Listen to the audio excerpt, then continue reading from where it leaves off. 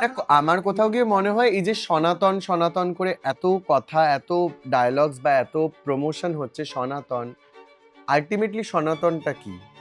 যারা নিজেদের সনাতনী জিনিসটাকেই তুলে ধরতে পারছে না বা দেখতে পাচ্ছে না, সনাতনীকেই অপমান করছে। একদমই বেসিক্যালি সনাতন ধর্মের লোকেরা সবকিছু গুজ্জ গুজ্জ বলে পেছনের দিকে সরিয়ে দেয়। সরিয়ে দেয়। এখনকার আজকে মানুষদের কিছু আমরা যদি জানতেই আমাদের দেয় না। আমাদের তন্ত্র বা আমাদের সাধনাকে গুহ্য বলে লুকিয়ে রাখি, তাহলে অন্য কাস্ট কেন আমাদের দিকে আঙুল তুলবে না? আমাদের প্রজন্ম জানবে কি করে যে আমরা যে কি মানে কোন কি কাজ করছে বা কোন ধর্ম এই ধর্মতে জন্য আমরা বাইরে থেকে যখন বিভিন্ন প্রশ্ন হয় দেখবেন অনেক বিদেশি অনেক আর্টিস্ট আছে বা মডেল আছে, তারা কালি সেজেছিল অ্যাটায়ারে, হ্যাঁ তাদেরকে নিয়ে ট্রোল করা হয় বা আমরা কোনো কিছু সাথে অনেক বাজে বাজে নেগেটিভ কমেন্ট বাইরের দেশের অনেকে, বাংলাদেশ থেকে যারা হয় বা অন্য কালচারের পার্সন যারা হয় তারা করে, তখন আমাদের কাছে কোনো উত্তর নেই দেওয়ার যে এটা কেন হয়েছে, গণেশের মাথা কেন হাতির, আমাদের কাছে সত্যি কোনো উত্তর নেই, কারণ আমরা স্টাডিই করিনি। কারণ কি স্টাডি করতে দেওয়া হয় না, এই সব কিছু হ্যাঁ, আমরা- গুপ্ত গুজ্জ এসব বলে আমরা পেছনের দিকে এত সরিয়ে দেওয়া হয়। পুরাণ আছে, অন্যান্য কাস্টের হয়তো এক একটা মানে একটাই গ্রন্থ আছে বা কিছু, আমাদের এত গ্রন্থ আমরা নিজেরা কোনদিন ওই রামায়ণ মহাভারত ছাড়া আগে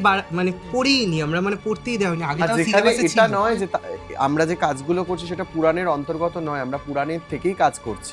এবার সেই পুরাণ যদি সেই বইটা কেউ লিখে থাকে কেউ বা না পুরাণটা পড়ে- কেউ ক্রিয়েট করে থাকে, তাহলে সেই পুরাণটা পড়বে না কেন মানুষ, আর সেটাকে দেখানোর ক্ষমতা থাকবে না কেন? অন্যান্য ধর্মে তাদের গ্রন্থ তাদের সিলেবাসে থাকে, আমাদের শুধু রামায়ণ মহাভারত এখন মনে হয় সেটাও বিলুপ্ত হয়ে গেছে।